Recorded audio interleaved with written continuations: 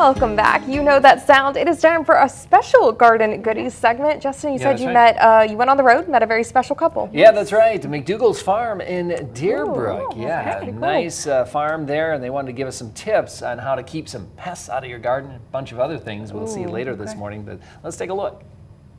And of course, this week on Garden Goodies, we are at McDougall's Farm, and once again, I'm here with Maydeen McDougall, and we're talking about managing your crops, your vegetables in the mid part of the growing season in order to get better loads of produce by the end of the growing season. Here you might see some nice peppers that we have, and I notice you have the plastic down on the ground. Right. And I see this a lot more nowadays, mainly to keep out weeds, right? Right, mainly to keep out weeds, but this really came in handy this year because we had a really late frost.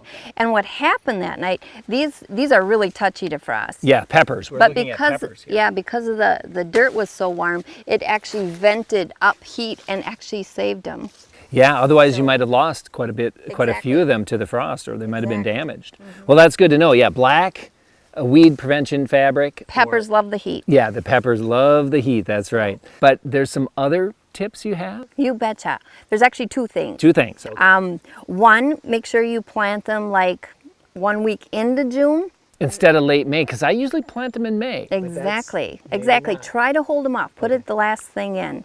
Otherwise, they tend to drop their blossoms. Second thing, remove this big. This one is awful big. We don't usually let them get this big, but this we call the lead pepper. The first pepper. Yeah. Get rid of it.